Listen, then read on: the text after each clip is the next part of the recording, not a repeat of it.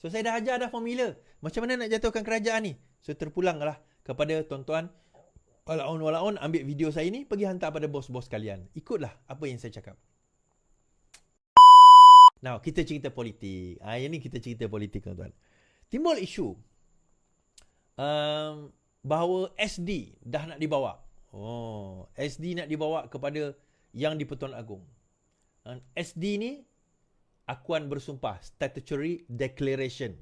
Akuan bersumpah. SD mengatakan bahawa kami datang, kami menyatakan sokongan. Isu dia sekarang ni, SD ni dah jadi benda main-main. Nak buat SD bukan sewenang-wenangnya kena sign, bukan.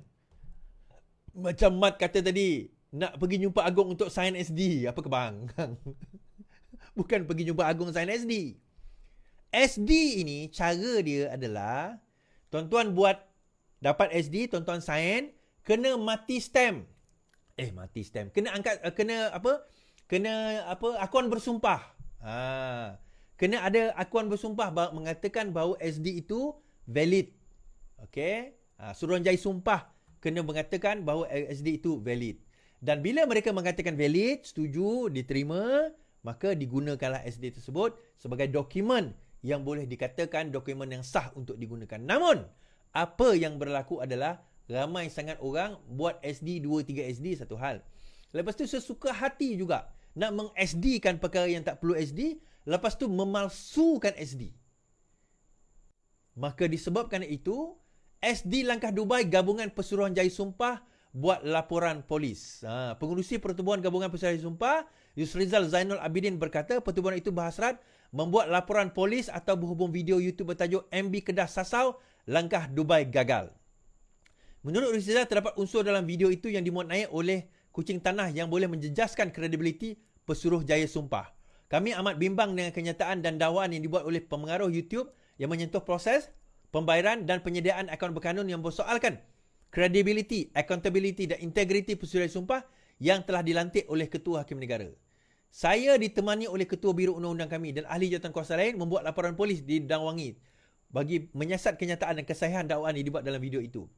Yusrizal berkata dalam video itu, pemengaruh berkenaan membuat dakwaan bahawa RM5 seseorang individu boleh mendapat cop Suruhanjaya Sumpah dan SD bernilai RM5 boleh digunakan untuk menukar kerajaan.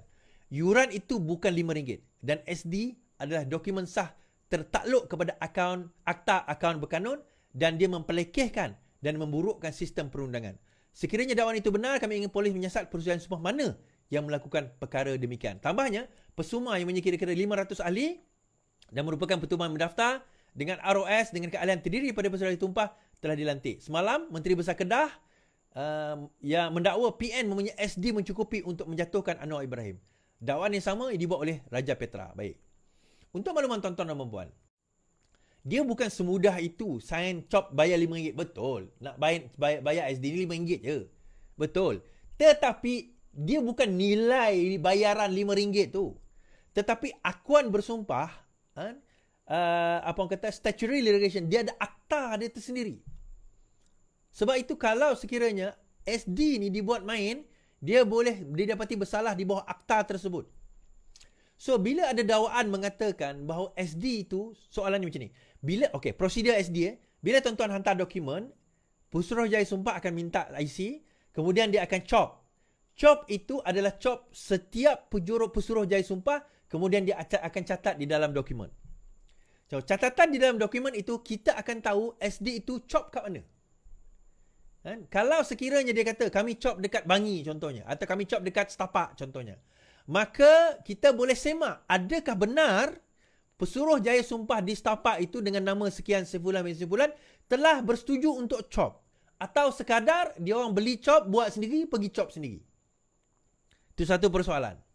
Dan kalau sekiranya dakwaan blogger tersebut tipu, maka blogger itu boleh disaman oleh pertubuhan Suruhanjaya Sumpah ini kerana telah memperkecilkan integriti.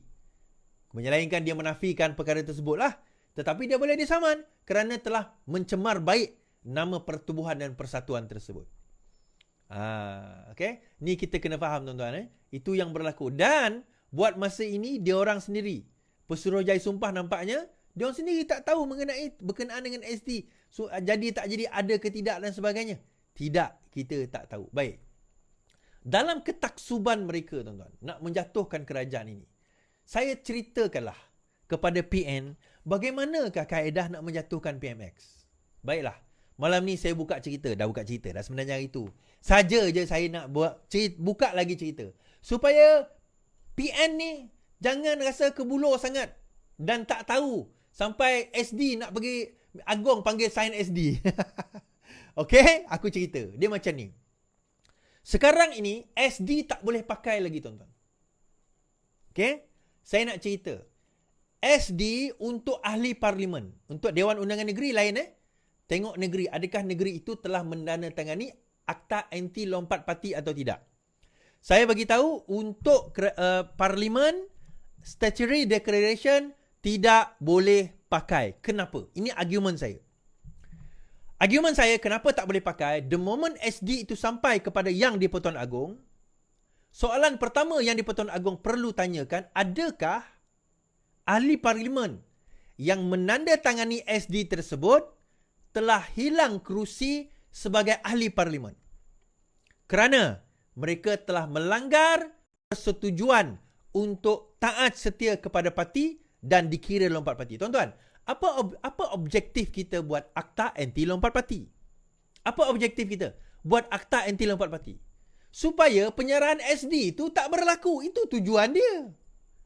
Sebab itu bila orang kata serah SD, saya kata mana boleh serah SD dah. Nak serah SD zaman sekarang tak boleh. Sebab the moment orang itu serah SD, maka dia telah gugur sebagai ahli parlimen. The only SD yang boleh diterima adalah SD parti. Iaitu kalau parti itu secara en bloc telah menyatakan sokongan kepada orang lain, maka itu boleh diterima. Tetapi individu yang katalah UMNO 11 orang, PKR 2 orang, whatever lah, warisan 3 orang, 2 orang, seorang, kalau tidak mengikut en bloc parti, itu dikira sebagai lompat parti. Maka Yang di-Pertuan Agong tidak akan terima dan dikira sebagai SD itu tidak sah. So, bagaimana kaedah untuk nak menjatuhkan kerajaan ini? Atau mana-mana kerajaan? Sekarang ini tinggal satu saja. Dia kata kalau macam tu tak berperlembagaan lah Is. Kerajaan ini tak boleh jatuh. Siapa kata? Cara yang betul, dan ini cara yang saya cakap pada tahun 2020 dahulu. Sepatutnya inilah kaedahnya. Apa dia? Bawa usul itu ke dalam Dewan Negara, Dewan Rakyat, dan buat usul undi percaya atau undi tidak percaya kepada Perdana Menteri. That is the only way. Itu saja cara. Di dalam Dewan. Sebelum Perdana Menteri naik hari itu, pada tahun lepas, awal tahun lepas, pada sidang pertama, 2 kali Datuk Seri Anwar Ibrahim minta, Datuk Seri sendiri yang memohon supaya diadakan undi percaya atau tidak percaya kepada Perdana Menteri. 2 kali pembangkang tak berani bangkit. Nah, kali ketiga, kalau nak, sebenarnya kalau ikutkan pembangkang tak boleh. Bukan tak boleh, boleh nak buat usul. Tetapi dia akan jadi private bill. So, dia akan jatuh bawah sekali, lambat.